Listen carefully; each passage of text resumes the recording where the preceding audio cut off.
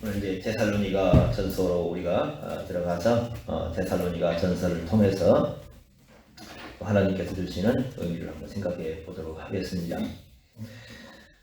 데살로니가라는 곳, 사도 바울이 이곳에 들어간 것은 제2차 전도 여행 때입니다. 아마 주로 50년에서 52년이 2차 전도 여행 때니까 이때 들어갑니다.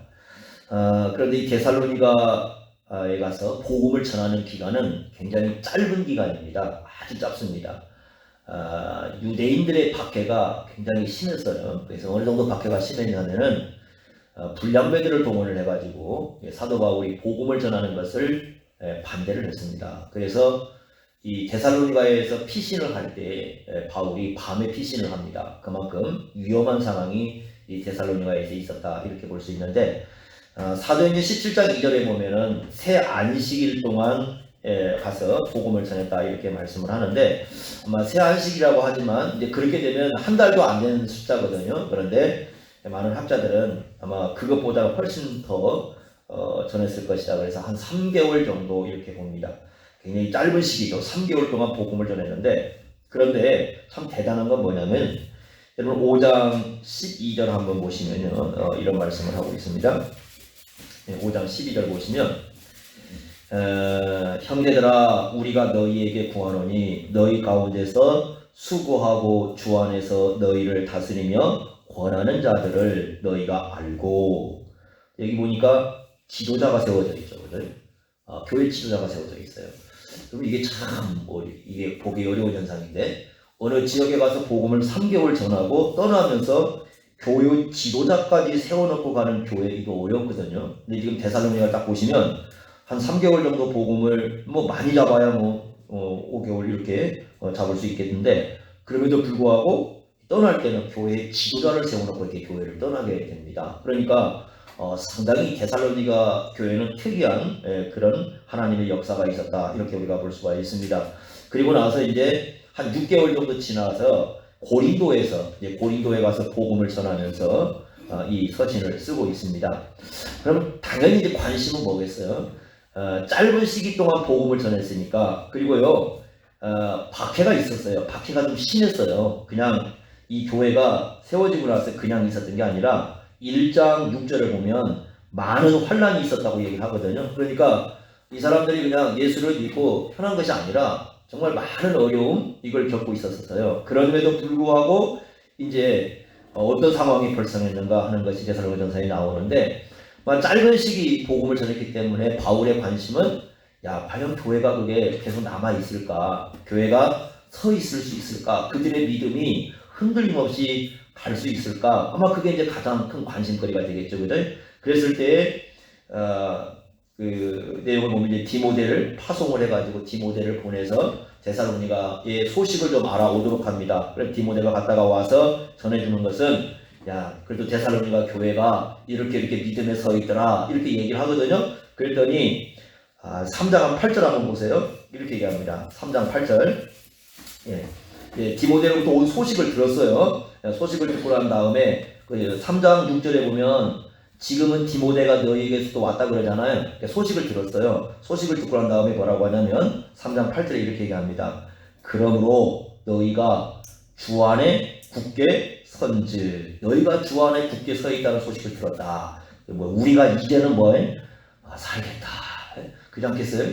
여러분 그러잖아요. 우리가 이 예수를 전하고 나서 참 믿음 생활하는 거 보고 처음에 이제 보면 연약할 때 있습니다. 그런데 그런 사람들이 예수님 복음을 듣고 흔들리지 않는 모습을 볼 때, 정말 지금 살 것 같다. 저 모습을 보니까 좀 괜찮다. 이런 마음을 여러분 들지 않겠습니까? 사도 바울이 지금 그런 마음이에요. 그래서 이런 얘기를 지금 여기서 전개를 하고 있습니다. 그러면 도대체 어떤 상황이 벌어졌을까? 데살로니가에서요. 그래가지고 어떤 상황이 벌어졌기에 이 바울이 저 사람들 믿음에 굳게 서 있다 이렇게 얘기하는지를 한번 우리가 보겠습니다. 1장 4절 한번 더 모아보세요. 이렇게 얘기합니다. 1장 4절을 보시면 아까 읽었던 말씀 보겠습니다.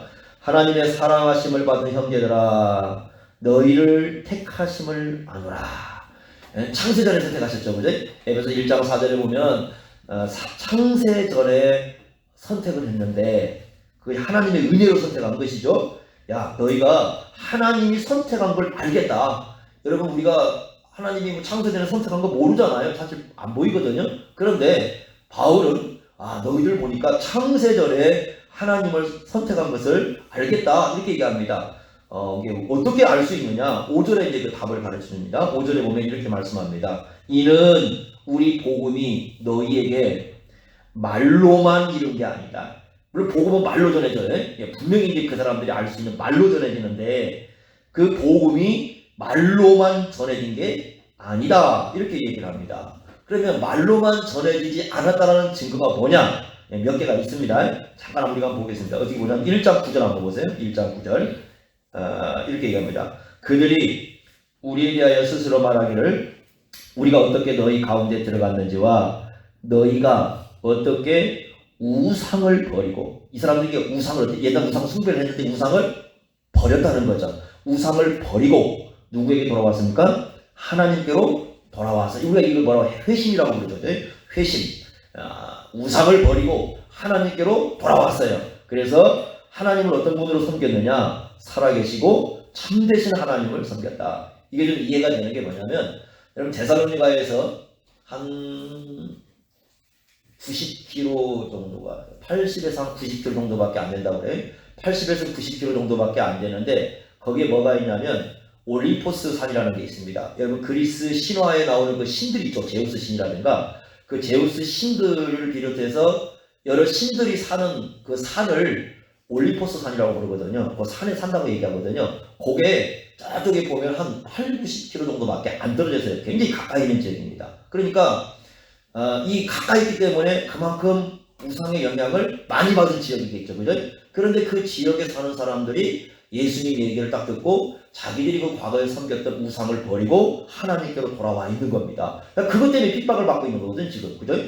우상을 버리고 야 저는 우상이야. 헛된 거야. 내가 하나님만 우리를 섬길까? 이런 것 때문에 지금 핍박을 받고 있는 거거든요. 그죠? 그런 박해를 받고 있고, 그 다음에 두 번째 또 보면 10절에 보시면 소망이 분명합니다. 어떤 소망이냐면 또 죽은 자들 가운데 다시 살리신 그의 아들이 하늘로부터 강림하실 것을 너희가 어떻게 기다리는지를 말하니, 하늘에서부터 강림이 재림이죠. 그죠? 재림. 그러니까 이 사람들이 지금 어떤 신앙을 갖고 있냐면 재림에 대한 신앙을 갖고 있어요. 그걸 이 사람들은 소망 이렇게 표현하고 이제 대단해서 그렇게 표현하는데 소망이 분명합니다. 그러니까 이 소망은 자기들이 만들어낸 소망이 아니에요.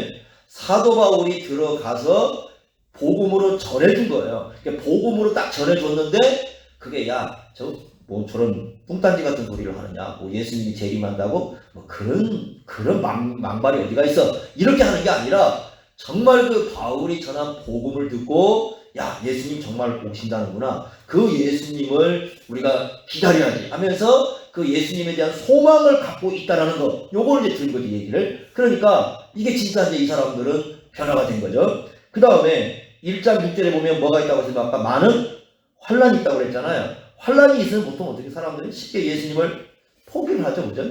여러분 이 환란이 오면, 예수 믿는 것 때문에 환란이 오면, 박해가 오고 별소리 다 돌리면 예수 금방 포기합니다. 지금도 마찬가지거든요.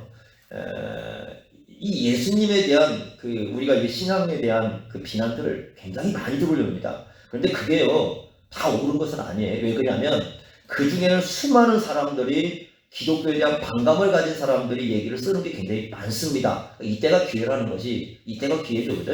항상 사회적으로 그래 왔어요. 우리가 초대교회 때부터 이때 이제 나중에 이 기독교가 성립되고 난 다음 한 100년이 지나고 나서 한 150년 지나고부터 기독교에 대한 굉장히 많은 어떤 비난들이 막 옵니다. 수도 없이 많이 들어와요. 그때도 이제 변증가들이 나와가지고 기독교는 그런 종교가 아니다, 그런 걸 이제 변론하는 얘기도 많이 나오지만 많은 환란이 따라오게 됩니다. 그럼에도 불구하고 예수를 믿고 하나님을 섬기는 게 분명한 신앙이라고 고백하는 그것이야말로 이건 사람이 할 수 있는 게 아니거든요. 그죠? 그러니까 이런 것들 보면은 우리가 알 수 있는 것이고, 또 그 다음에 한번 보세요. 2장 13절 한번 가보세요. 2장 13절 이렇게 얘기합니다. 이러므로 우리가 하나님께 끊임없이 감사함은 너희가 우리에게 들은 바 하나님의 말씀을 받을 때에, 하나님의 말씀을 받습니다. 그런데 뭘로 받지 않느냐? 사람의 말로 받지 아니하고 하나님의 말씀으로 받았다. 여러분 그 앞에 두 가지가 좀 원어가 달라요. 하나님의 말씀을 받을 때라는 말하고요. 뒤에 하나님의 말씀으로 받음이라는 말이 이거 원어가 달라요. 우리 성경에 같이 쓰여있잖아요. 그럼 어떻게 다르냐면 그 앞에 하나님의 말씀을 받을 때는 객관성이에요. 객관성. 그리고 뒤에 하나님 말씀을 받을 때는 주관성입니다. 그러니까 하나님 말씀 이렇게 막 선포가 됐는데 다른 사람들은 그걸 뭘로 받았냐면 사람의 말로 그냥 받았어요. 저거 뭐 저런 소리 하고 있냐 이렇게 받았지만 이 사람들은 어떻게 받았어요? 그걸 사람의 말로 받은 게 아니라 하나님의 말씀으로 받은 거예요. 그러니까 본래 하나님 말씀인데 하나님의 말씀으로 받아들였어요. 근데 그 하나님 말씀이 사람의 입으로 선포가 되니까 사람들은 그냥 저건 사람들의 말이야 이렇게 생각을 했지만 이 사람들은 그걸 뭘로 받았다고? 하나님의 말씀으로 받은 거예요. 이게 다른 거거든요. 여러분 그잖아요. 뭐 여러분들이 와서 여기 와서 예배를 드리면서 말씀 들으면 야 그래 하나님 말씀이 선포되고 있을지 모르겠지만 밖에 나가가지고 제가 이런 얘기하면 하나님 말씀으로 보겠습니까? 저 어떤 한 사람이 와가지고 무슨 얘기를 하고 있는 것이다 이렇게 생각하죠. 그죠? 그러니까 이게 완전히 달라요. 말씀을 받는데 그 받는 방법이 달라요. 그래서 데살로니가가 가서 3개월 정도 복음을 전했는데 많은 변화가 일어났죠. 그죠? 우상을 버리고 하나님께로 돌아오고 그 다음에 예수님의 재림에 대한 소망을 갖게 되고 환란이 있지만 자기가 예수님을 끝까지 믿고 나가고 그 다음에 하나님의 말씀을 받을 때에 그게 사람의 말로 들은 게 아니라 하나님의 말씀을 받았고 어떻게 이게 가능할까? 그 짧은 시기에 그래서 바울이 이걸 얘기합니다. 이것을 보니까 이게 이제 하나님께서 선택한 거죠. 그죠? 선택한 사실을 알겠다. 어떻게 이런 일이 발생했는가? 그러면서 1장 5절 한번 보세요. 세 가지를 얘기합니다. 이렇게 얘기했습니다. 자, 1장 5절 다시. 이는 우리 복음이 너희에게 말로만 이런 게 아니다. 또한 세 가지가 뭡니까? 능력과 성령과 확신. 확신. 즉 이것은 여기서 말하는 능력은요. 기적을 행하는 능력이 아니에요. 기적을 행하는 능력이 아니에요. 요즘 그 기적을 많이 행하던 분들 다 어디 갔는지 모르겠어요. 우리가 이제 유행 돌아갈 때 막 안진뱅이 막 일으키고 암도 고치신다고 하는 기적을 행하신 분들이 코로나 앞에서는 아무도 안 나서더라고요. 근데 그런 기적이 아니라 여기서의 기적은 어떤 기적이에요? 예수를 믿는 기적이죠. 여러분 예수를 믿는 게 기적입니다. 기적 중에 최고의 기적은 예수 믿는 거예요. 그죠? 그래서 뭐가 세워졌어요? 교회가 세워졌다는 이거죠. 그죠? 그러니까 이것은 예수를 믿는 건 사람의 힘으로 되는 게 아니라는 거죠. 그죠? 누구의 능력이라는 겁니까? 여기 능력은 하나님의 능력.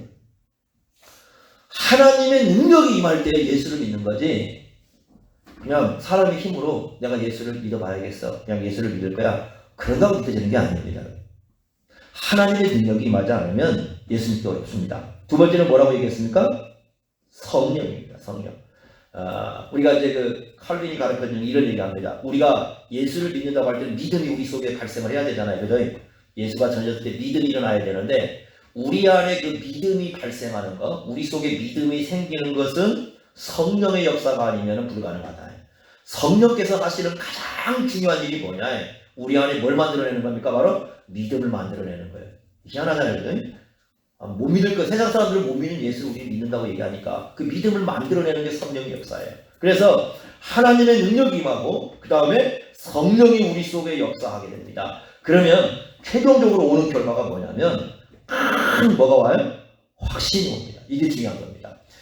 여러분 기독교 신앙이 일반 종교하고 다른 점이 바로 여기에 있습니다. 그리고 이제 이게 여러분들이 신앙인지 아닌지로 우리가 평가해 볼 수 있는 기준이 여기에 있는데 이게 하나님의 능력과 성령의 역사로 오면 우리 마음속에 뭐가 생깁니까? 바로 확신이라는 게 생겨요. 이게 정말 중요한 겁니다. 그래서 확신이 발생을 하는데 이게 이제 어떤 결과를 가져오냐면 6절의 말씀 보면 환란이 오지만 그 환란을 이길 수 있는 이유가 바로 뭐냐면 우리 속에 뭐가 있기 때문입니까? 확신이 생겼기 때문이에요. 그러면 우리 한번 좀 분별을 해보겠습니다. 확신이 뭐냐는 거예요. 왜냐하면 거짓 확신도 많아요. 그러니까 진정한 확신이 뭔가를 우리가 정확히 이해하는 게 굉장히 중요합니다. 잘못된 신앙의 형태는 원래 세 가지가 있습니다. 어떤 형태가 있냐면 맹신이 있고요. 두 번째는 미신이 있고 세 번째 광신이라는 게 있습니다. 맹신, 미신, 광신. 요게 기독교 안에도 들어와 있고요. 세상 속에는 뭐 아예 만연돼 있고 요 세 가지는 아주 우리가 경계해야 할 중요한 내용인데요. 맹신은 뭡니까? 맹신. 원래 그 맹신이라 할 때 그 맹자가 맹인들을 할 때 사용하는 거잖아요. 그러니까 맹이라는 것이 앞을 못 보는 사람을 옛날 그 맹인이라고 하지 않습니까? 그 맹신이라고 해서 그 맹은 앞을 못 보는 거거든요. 다시 말하면 덮어놓고 믿는 거예요, 그냥.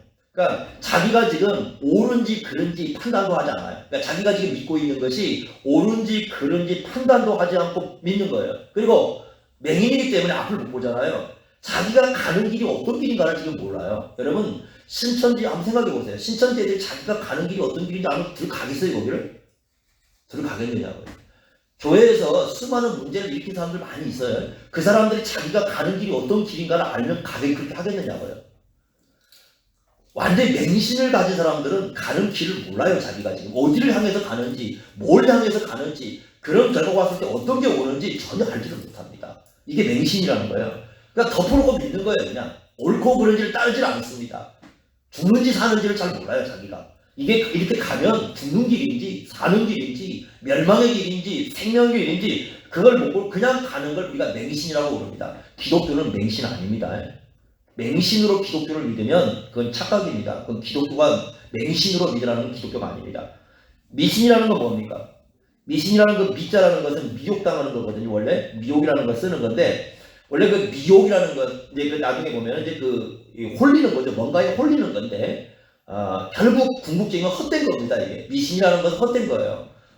실제가 아닌데 실제인 것처럼 믿는 거죠. 그게 미신이거든요. 미신이라는 건 정말 그런 게 없어요. 그런 거라고 믿는 거죠.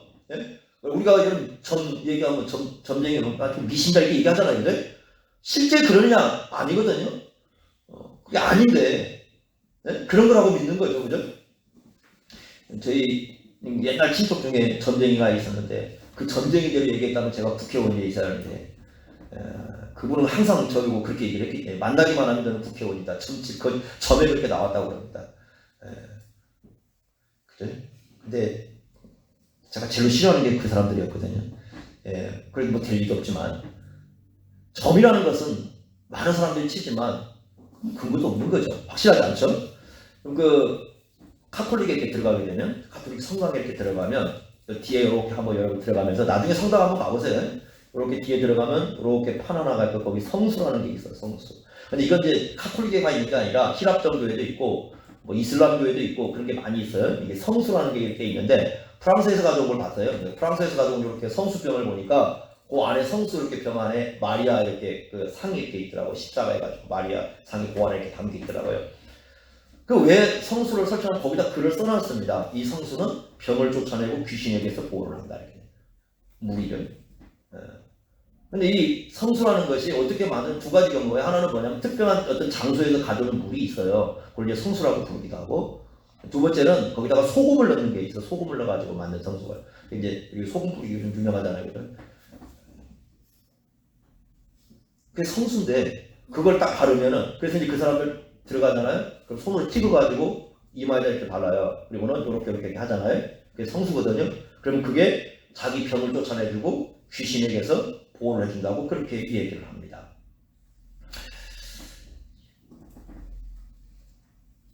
미신이잖아요.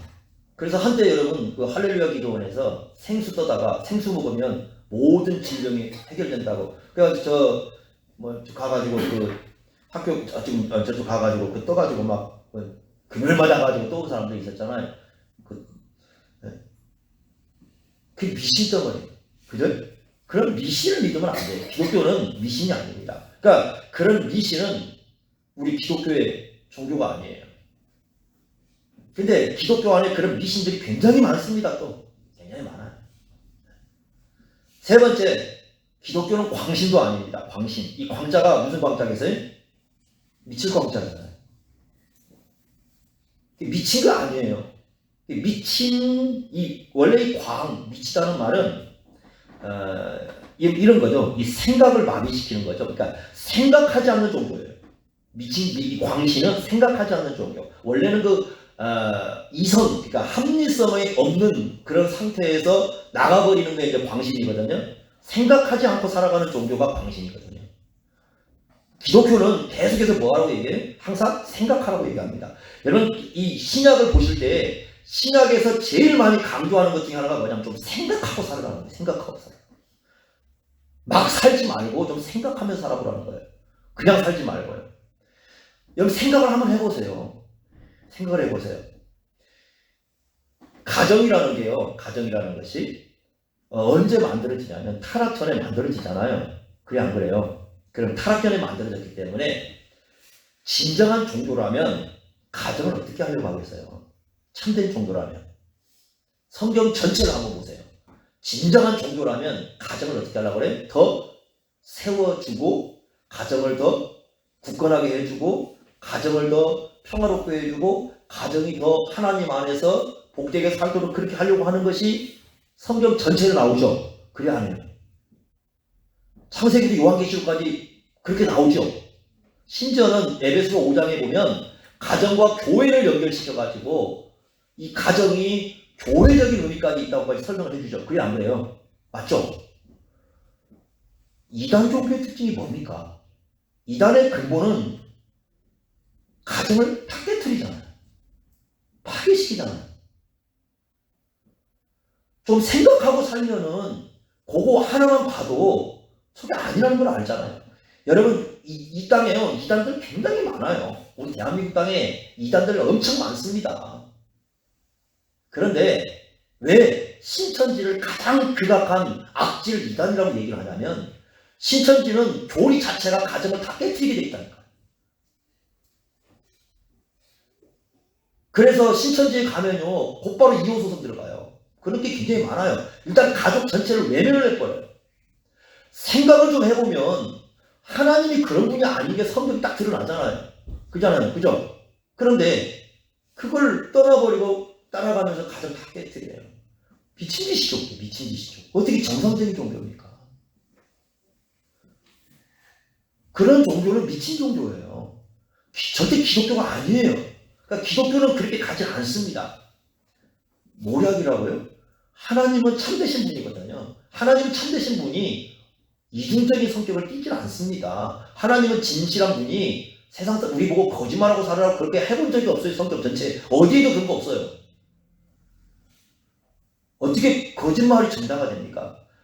그러니까 이런 모든 것들이 다 거짓 종교에서 나오는 거예요. 그러니까 여러분 이런 것을 좀 생각하고 살아야 돼요. 그러면 확신이라는 건 뭐냐면 확신이라고 할 때는 네 가지가 반드시 있어야 확신이라고 불러요. 그러니까 첫째는 뭐냐면 이 하나님의 계시가 하나님 성경에서 우리에게 이 기록된 말씀으로 계시 이런 것도 확신이 아니에요. 어떤 게 또 확신이 아니냐면 우리에게 지금 주신 기록된 말씀 있잖아요.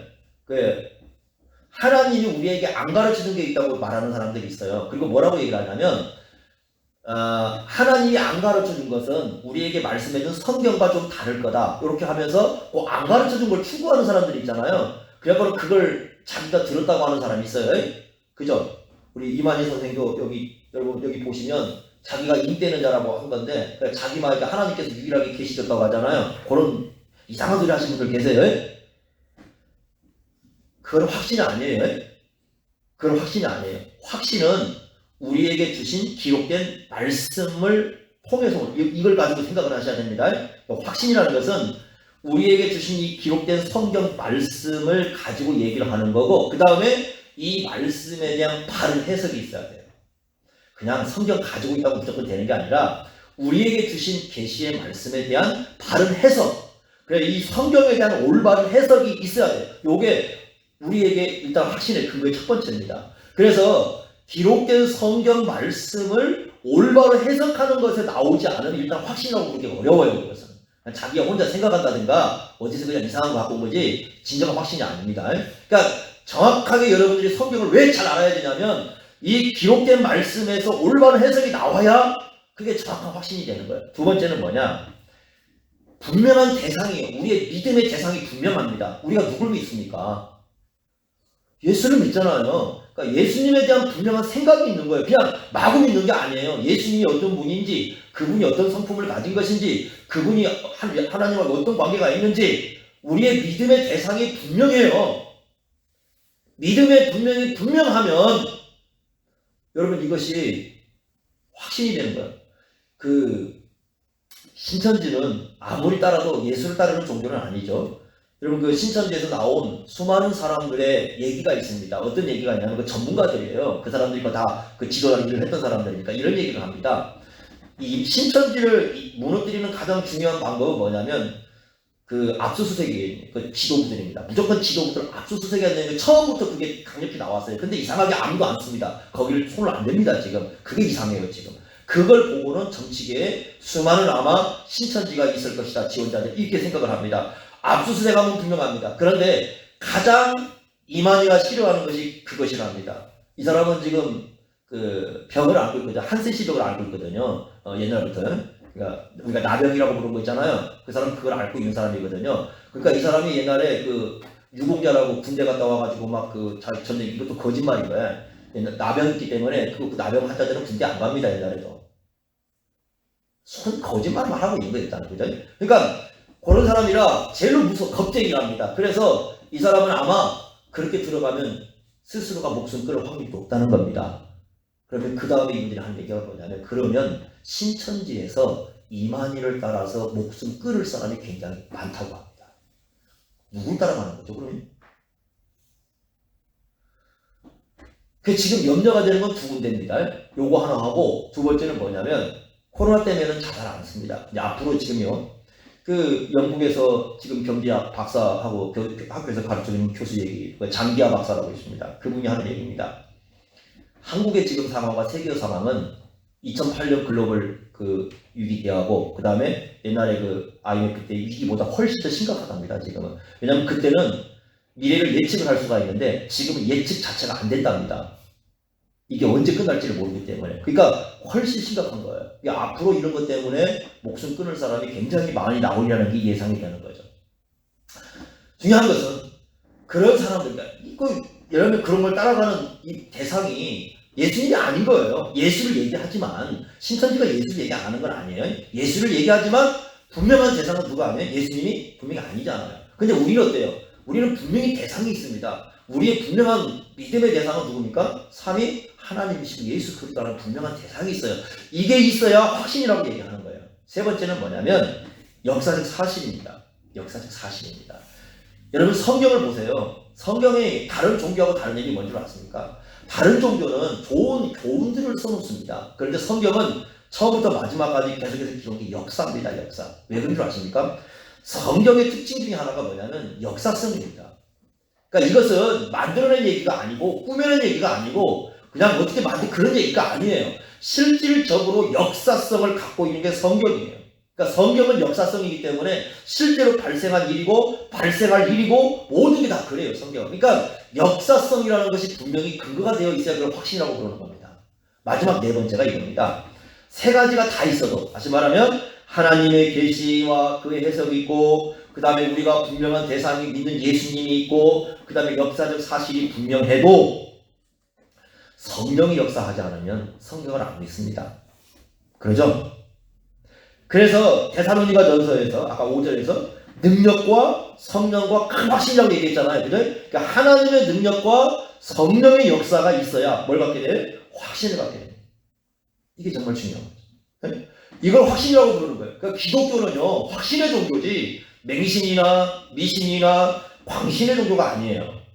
그렇게 우리 기독교를 생각한다면 그건 착각입니다. 그렇게 믿는 건 믿음도 아니에요. 그것은 또 그걸 믿음이라고 부르면 안 되는 거고요. 그러니까 우리는 확신을 갖고 있는 것은 바로 이 네 가지의 근거를 해서 이게 진리라는 분명한 이게 우리가 이 믿음이 우리 속에 성령께서 주심으로 우리가 확신을 갖고 살아가는 겁니다. 이런 확신은 세상의 그 어떤 것도 이겨낼 수 있는 그런 믿음의 요소가 된다는 겁니다. 이게 성경이 우리에게 가르쳐주는 겁니다. 그러면 데살로니가전서 자 이제 우리가 예수님의 재림에 대한 생각을 해봐야 되겠죠? 야 그럼 재림은 이 네 가지에 의해서 맞는 얘기입니까? 야, 하나님의 성경에서 분명히 재림 가르칩니까? 그죠? 질문 첫 번째. 두 번째. 분명한 대상이 있습니까? 그러니까 누가 오시는 거? 예수님 오시는 거니까 분명하겠죠? 세 번째. 역사적 사실이 맞습니까? 요걸 이제 안 믿는 거죠, 사람들이. 그죠? 그러나 우리는 어때요? 지금까지 온 모든 역사, 이건 예수님의 약속이지만 약속도 분명한 역사적 사실로 드러났기 때문에 장차 이루어질 분명한 역사적 사실을 우리 믿는 거죠. 자, 여러분 묻겠습니다. 이렇게 한번 물어보겠습니다. 여러분 죽습니까? 안 죽습니까? 죽어요? 안 죽어요? 안 죽어봤잖아요. 안 죽어봤는데 죽어요? 언제 죽어요? 미래적인 사건이죠. 그런데 죽는다고 다 생각이 안 해요? 왜요? 역사 적질 않았지만 사실로 믿는 거죠. 성경도요 그런 게 있어요. 아직 오지 않았지만 우리가 역사적 사실로 봐야 될 문제들이 있다는 거예요. 그 중에 하나가 바로 뭐예요? 재림 사건이에요. 그래서 여러분 보세요. 데살로니가전서에 보면은 매 5장이 되는데 5장 전부가 재림에 대한 강조를 합니다. 자, 한번 잠깐만 1장 10절 보시면 1장 10절 보시면 이렇게 얘기하죠. 죽은 자들 가운데 하늘로부터 강림하신다. 나오죠. 강림 나오죠. 그죠? 2장 19절 한번 봐보세요. 2장 19절 이렇게 말씀합니다. 2장 19절 우리의 소망이나 기쁨이나 자랑의 연료관이 무엇이냐. 그가 그다음 뭐라고 되어 있어요? 강림하실 때. 자, 3장 13절 가보세요. 3장 13절 너희 마음을 굳건하게 하시고 우리 주 예수 그리스도께서 그의 모든 성도와 함께 뭐할 때? 강림하실 때. 4장도 가보세요. 4장 16절 거기도 보시면 자 이렇게 말씀합니다. 주께서 호령과 천사장의 소리와 하나님의 나팔 소리로 친히 하늘로부터 뭐 하신다? 강림하신다. 5장 23절 5장 23절도 보시면 마지막 평강의 하나님이 친히 너희를 온전히 거룩하게 하시고 또 너희의 온 영과 혼과 몸이 우리 주 예수 그리스도께서 뭐 할 때? 강림하실 때. 매 장마다 지금 뭘 강조하고 있죠? 강림하실 때. 그러면 우리가 딱 데살로니가 전서의 주제를 하나 딱 생각해 볼 수가 캐치할 수 있겠죠. 뭘 강조하고 있어요? 지금 예수님의 재림 사건이죠. 재림에 대한 얘기를 딱 하고 있는 거죠. 그러면 문제는 뭐냐? 재림이 분명한데 데살로니가 교회의 문제는 재림에 대한 오해가 발생을 한 거예요. 오해. 그래서 오해를 이제 풀어주는 역할을 하는데 두 가지 오해가 있었습니다. 하나는 어떤 오해냐면 자 4장 13절부터 한번 13절에 보면 4장 13절부터 5장 11절까지 두 개의 오해가 나와요. 첫 번째 오해는 뭐냐면 4장 13절 한번 보세요. 이렇게 얘기합니다. 형제들아 자는 자들에 관하여는 여기 잔다는 말은 뭐냐면 14절에 나오죠. 잔다는 말이 우리가 예수께서 죽으셨다가 다시 살아나신 믿을진데 이와 같이 예수 안에서 자는 자들이니까 예수 믿는 사람들이죠. 그러니까 예수 믿고 죽는 사람을 뭐라고 불러요? 잔다 이렇게 부르죠. 영혼이 자는 게 아니에요. 우리 영혼이 자는 게 아니라 뭐가 잔다고 얘기하는 거예요? 지금 부활의 근거에서 하는 얘기니까 몸을 얘기하는 거예요. 우리 몸이 사람이 죽으면 흙 속에 들어가는 거잖아요. 그죠? 그 흙 속에 들어가는 걸 뭐하러 간다고 표현하고 있어요? 지금 잠자러 간다고 표현하는 거죠. 잠자러 간다. 그러니까 장차 있을 부활에 관한 얘기입니다. 그런데 어떤 사람이 발생했어요? 13절에 보니까 슬퍼하는 사람이 발생을 했어요. 슬퍼하는 사람. 자, 이것도 오해하시면 안 됩니다. 왜 그러냐면 예수 믿는 사람들은 장례식 났을 때 우리가 사랑하는 사람들을 보낼 때 슬퍼하면 안 됩니다. 그렇게 오해하면 안 됩니다. 그 얘기하는 거 아니에요. 자, 그 전제가 붙어 있어요. 어떤 사람과 같이 슬퍼하지 말라는 거예요? 소망 없는 사람이죠. 소망 없는 사람들은 누구 얘기하는 겁니까? 이게 예수 안 믿는 사람들이죠. 그러니까 예수 안 믿는 사람들과 같이 슬퍼하지 말라는 거지 슬퍼하지 말라는 뜻이 아니에요. 우리가 사랑하는 사람들을 잃으면 당연히 슬프겠죠. 그죠? 그러나 예수 안 믿는 사람들 같이 슬퍼하면 안 된다. 근데 이제 어떤 사람들이 생겼냐면 이런 사람이 생긴 거예요. 야, 먼저 죽은 사람들. 그러니까 예수님 재림이 지금 약속이 됐는데 예수님이 오시기 전에 먼저 죽으면 뭔가 좀 불이익을 당하는 게 아닌가. 먼저 죽은 사람이 불이익을 좀 당하는 게 아닌가. 이런 생각을 하는 사람이 발생을 한 거예요. 그리고 뭐라고 생각했냐면 여기 강조되는 게 뭐냐면 그리스도와 함께 한다는 말이 자꾸 등장을 하거든요. 그러니까 어떤 생각을 한 거냐면 야, 먼저 죽은 사람들은 아직 부활하기 전에 죽었기 때문에 예수님과 함께 하지 못하는 거 아닌가. 그러니까 이런 생각을 하는 사람들이 발생을 했겠죠. 그죠? 그래서 그 사람들에게 얘기를 하는 겁니다. 14절 한번 가보세요. 이렇게 말씀합니다. 우리가 예수께서 죽으셨다가 다시 살아날 믿을진데 이와 같이 예수 안에서 자는 자들도 하나님이 누구와 함께요? 그와 함께. 이게 그는 누구겠어요? 예수님이죠. 예수님과 함께 데리고 올 거다. 그럼 예수님은 어디 계실까요? 예수님과 함께 온다는 거예요. 죽은 사람들이. 그러면 죽은 사람들이 함께 올 때 뭐가 오겠어요? 몸이 오겠어요? 영혼이 오겠어요? 영혼이 오겠잖아요. 그죠? 그러니까 죽은 사람 예수님과 함께 오는 영혼이 있다는 거야. 그 영혼이 어디에서 와요? 16절 한번 가보세요. 16절. 예수님이 어디서 와요? 하늘로부터 오잖아요. 그래 안 그래요? 그러면 예수 믿고 죽은 사람 영혼이 어딜 간다는 거예요?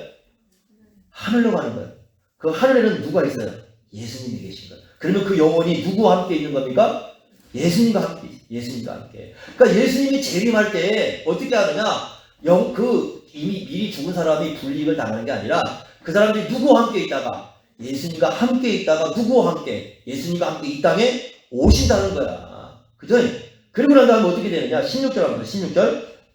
예수님이 오실 때 뒷부분에 보시면 그리스도 안에서 죽은 자들이 어떻게 돼요? 먼저 일어나죠. 그럼 어떻게 되겠어요? 몸이 살아남과 동시에 오는 영혼들이 하나가 되겠죠. 왜 그걸 우리가 알 수 있냐면 보세요. 17절 보세요. 그 후에 우리 살아남은 자들도 누구와 함께? 그들과 함께 구름 속으로 끌어올려. 만약에 영혼이 그냥 예수님과 함께 왔을 때 그 자리에 있으면 끌어올려갈 리가 없겠죠. 이해가 되세요? 영혼이 내려와가지고 몸하고 어떻게 되니까 연합이 되니까 끌어올려가는 거죠. 맞죠? 그러니까 영혼이 예수님과 함께 오기는 오는데 그 영혼이 예수님과 함께 있는 게 아니라 일단 어떻게 돼? 몸하고 다시 부활의 사건을 나서 연합이 되는 거죠. 그들이 일어나게 되고 그 다음에 살아남은 사람은 변화가 되어서 어떻게 돼요? 17절에 보면 그래서 이게 끌어올리라는 말을 옛날에 휴고라고 썼는데 제가 별로 좋아하지 않습니다. 휴고라는 말을. 원래 이제 끌어올리라는 말은 불가항력적인 어떤 그런 이제 표현인데 끌어올려가지고 그 다음에 뭐라고 돼 있어요? 주를 어떻게 한다? 영접할 것이다. 그 영접이라는 말은 옛날에 이제 귀한 사람이 왔을 때 쓰는 표현입니다. 옛날에 우리 동네에 이렇게 누가 귀한 사람이 오면 저 동네 밖에까지 나가요. 동네 밖에 나가가지고 동네 들어오기 전에 그분을 딱 이렇게 모시고 다시 이렇게 동네 안으로 들어왔을 때를 이제 영접한다고 부르는 거거든요. 그죠? 자, 그 다음에 어디로 가요? 영접했습니다. 그 다음에 어디로 가요?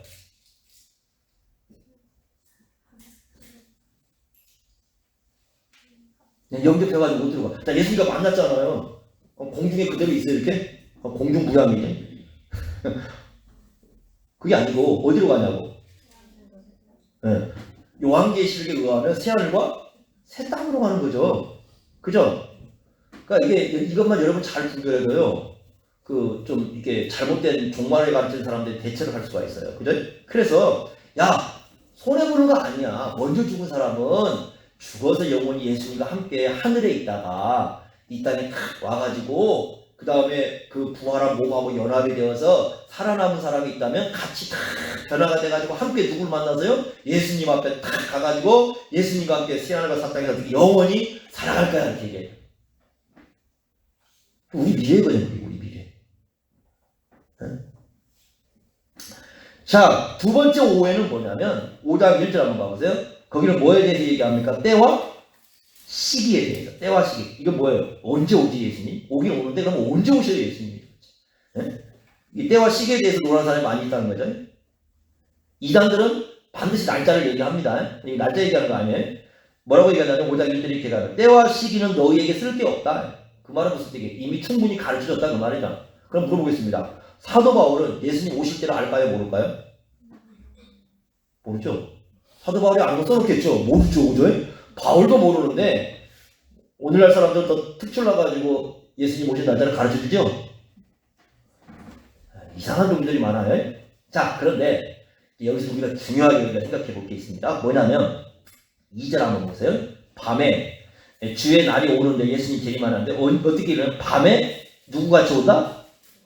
도둑같이 온다. 그러면 도둑같이 오면 알아요? 몰라요? 전혀 생각하지 못할 때 오는 거죠. 도둑이 올 때 뭐 알고 합니까? 전혀 그거죠. 이것은 마태복음 24장 그 36절에 보면 예수님의 말씀을 그런 말씀하셨는데 이걸 그대로 반영하는 거예요. 그래서 뭐라고 말씀하냐면 3절에 보시면 끝부분에 이렇게 갑니다. 결코 피하지 못하리라. 근데 언제 오느냐? 3절 그들이 평안하다 안전하다 할 그때에 갑자기 오셔서 어떤 사람도 결코 피할 수 없다. 이렇게 얘기를 합니다. 자, 5장 1절부터 3절까지는 믿는 사람 얘기일까요? 믿지 않는 사람들 얘기일까요? 이건요, 믿는 사람 얘기가 아닙니다. 이걸 잘 구분하셔야 됩니다. 왜냐하면 많은 사람들이 예수 믿는 사람들에게도 예수님은 도둑같이 오신데 잘못된 가르침이에요. 이거 믿지 않는 사람들에 대한 얘기입니다. 왜 그걸 알 수 있냐면 사절 보세요. 사절 한번 같이 읽겠습니다. 다 사절 시작. 형제들아 너희는 어둠에 있지 아니하네 그날이 믿는 사람에게는 어떻게 안 온다고? 도둑같이 안 온다고. 안 믿는 사람들에게는 예수님이 어떻게 오셔요? 도둑같이 와요. 어차피 그 사람들은 예수님 오실 거 생각하지 않고 기다리지 않기 때문에 도둑같이 와요. 그러나 믿는 우리에게는 뭐같이 안 온다고요? 도둑같이 안 온다고요. 갑자기 오는 게 아니에요. 왜요? 이 주님의 약속이니까. 그러니까 예수님이 약속하신 대로 우리가 예수님을 기다리고 있다면 갑자기 오는 게 아니죠. 예수님 오심을 기다리고 있으니까. 그죠? 그러니까 도둑같이 오는 사람에게 어떤 사람이 오느냐? 안 기다리는 사람한테는 도둑같이 오는 거야. 그러나 예수님을 정말로 기다리고 있다면 도둑같이 와요? 안 온다는 거예요. 이게 이제 우리 신앙을 좀 생각해 볼 수 있겠습니다. 여러분에게 예수님이 도둑같이 옵니까? 도둑 아닌 것 같아요. 이게 뭐랄까요? 어떻게 오실 것 같아요? 이게 우리의 이제 신앙의 결정해줘요? 자, 이거 똑같아요. 우리 집에 오늘 누가 온다는 소리 없었어요? 그래 누가 왔어 갑자기 예기치 않는 거죠. 난리가 나는 거죠. 방 안에 뭐 설거지도 하나도 다 싸놨어요. 이불도 안 개놨어요. 뭐 청소기도 안 돌려놨어요. 이제 한번 그랬다고 생각해보세요. 빨래도 안에 다 늘어놨어요. 그런데 누가 갑자기 길 닫혔습니다. 어떻게 되겠습니까? 그럼 어떻게 하겠어요?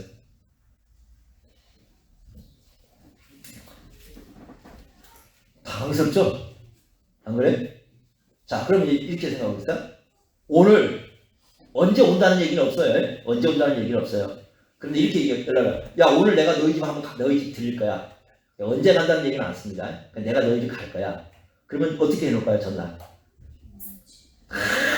어쨌든 다 해놓겠죠. 그죠? 언제 올지 모르니까. 그리고 와도 그 사람이 왔어. 오전에 올 수도 있고 오후에 올 수도 있고 밤에 올 수도 있어요. 들어왔습니다. 그래도 어때요? 별로 당황스럽지가 않죠. 왜냐면 내가 뭐하고 있어? 그 사람 오기를 기다리고 있었으니까. 그러죠? 이거예요. 그러니까 약속이 없는 사람들에게는 예수님이 누가 온다는 약속이 없는 사람들에게는 당황스러운 거예요. 왜 갑자기 오는 거예요? 뭐 지금 예기치 들어오는 거죠. 그러나 온다는 약속을 했어요. 우리에게는. 그러니까 이미 우리는 그 약속을 받은 사람들이기 때문에 기다리는 사람들에게는 도둑같이 오는 게 아니에요. 이해가 되십니까? 요 차이예요. 그러면 우리가 이제 우리 신앙을 점검해 볼 수 있는 게 이런 겁니다.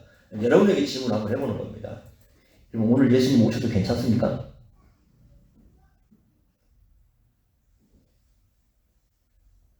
네? 어때요?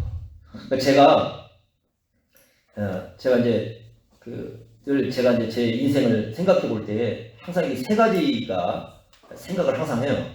이제 질문은 뭐냐면 괜찮은가 하는 질문입니다. 괜찮은가 질문인데 세 가지 질문이 뭐냐면 이런 겁니다. 오늘 내가 죽어도 괜찮나? 이게 첫 번째 늘 생각을 하는 거예요.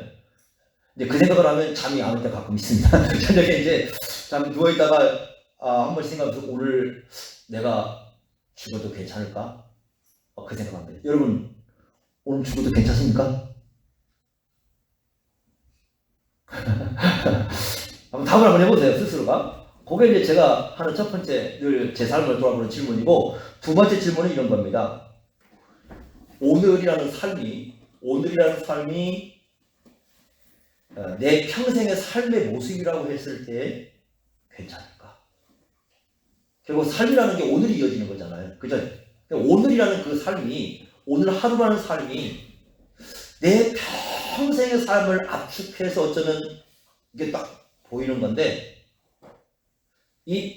오늘 이 평생의 삶을 압축하고 있는 오늘의 삶을 돌이켜볼 때 이 삶이 괜찮은 건가? 하는 두 번째 질문을 합니다. 그러니까 하루하루를 살아가는 거예요. 그래서 요즘에 그 가사하고 전혀 안 맞는데 요즘 하루라는 노래를 열심히 들어보고 있습니다. 요즘에 더 이제 시간들이 나잖아요. 그래서 이제 뭡니까 김범수 씨가 부른 노래인가요? 이제 그 하루를 듣다가 요즘 이제 김나영 씨가 부르는 거야. 뭐 하루를 노래를 듣는데 요즘에 하루를 늘 들어봅니다. 다른 게 그냥 하루라는 그 말만 생각하고 하루 그래 하루라는 삶을 우리가 어떻게 살아야 될까? 이거 늘 고민을 합니다. 근데 하루라는 삶을 내 평생의 삶을 압축했을 때 나는 괜찮을까? 이게 두 번째 큰 질문입니다. 세 번째 질문이 뭐냐면 오늘 예수님 오셔도 괜찮은가? 괜찮을까? 여러분 어떻습니까? 괜찮습니까? 어떤 사람이 제일 힘들까요? 세 개의 질문 중에 이게 제일 힘들어하는 사람 오늘 죽어도 괜찮을까? 뒤에 끝은 그냥 오늘 평생의 삶을 압축해서 살아가는 것은 나중에 이제 죽을 때 자기가 생각해 봐야 할 중요한 문제겠지만은 요거 빼고요. 두 가지 질문. 오늘 내가 죽어도 괜찮을까? 오늘 예수님이 오셔도 괜찮을까? 이 두 가지 질문 앞에 어떤 사람이 제일 힘들까요? 답하기가.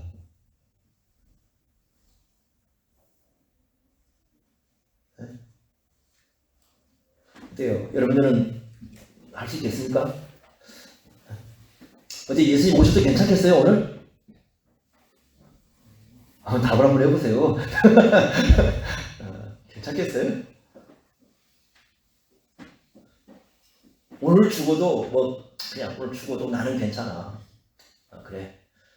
내 삶을 돌이켜보니까 내가 오늘 이렇게 나 죽어도 내가 주님 앞에 가도 내 삶 괜찮아. 우리가 그런 삶을 살고 있는가?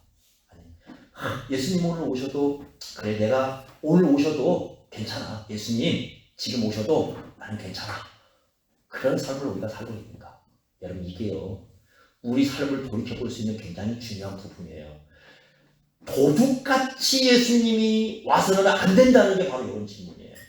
도둑같이 오면 안 돼 예수님이. 이게 그죠? 예수님이 오시는 게 도둑이 오는 것처럼 느껴지면 그것은 전혀 예수님과 관련 없이 살고 있다고 봐야 돼요. 오늘 내가 죽어도 괜찮은지 오늘 예수님이 오셔도 괜찮은지 이걸 질문했을 때 그래 그래도 내가 뭐 그냥 이 세상 살면서 오늘 예수님 오셔도 그냥 괜찮아. 이렇게 우리가 고백할 수 있는 사람들이 그래도 예수님을 기다리고 있는 사람들이고 도둑같이 예수님이 오지 않는 그런 삶을 살고 있는 사람들이에요. 이런 질문을 끊임없이 우리에게 좀 해볼 필요가 있습니다. 그랬을 때 잘 우리가 하셔야 됩니다. 정말 잘 하셔야 돼요. 어떻게 하셔야 되냐면 자, 딱 한 구절만 읽고 마치겠습니다. 어디를 보시냐면 5장 10절 한번 보세요. 5장 10절 자, 한번 같이 읽어보겠습니다. 시작. 예수께서 우리를 위하여 죽으사 우리로 하여금 깨어있든지 자든지 자기와 함께 살게 하려 하십니다. 예수님과 함께 살아요. 그리고 어떻게 하라고 해요? 11절 피차 권면하라. 같이 좀 예수님과 함께 살도록 서로가 권면하고 이렇게 해라. 좀 그렇게 하면서 너희가 세상을 살아라. 이렇게 말씀을 합니다. 우리가요 오늘 저녁에 예수님 오셔도 괜찮은 그런 좀 삶을 살아갈 수 있도록 여러분 주님과 함께 날마다 좀 사시기 바랍니다. 지금은요 그렇게 사셔야 우리가 지금 정말 우리 신앙을 평가해 볼 수 있는 중요한 기준들이에요. 이 시기가 정말 어려운 시기지만 이 시기가 바로 우리 신앙을 정확히 들여다볼 수 있는 중요한 시기입니다. 여러분 꼭 기억을 하시고 우리 주님 앞에서 늘 주님 다시 오심을 생각하시면서 그렇게 살아갈 수 있기를 바랍니다. 기도하겠습니다.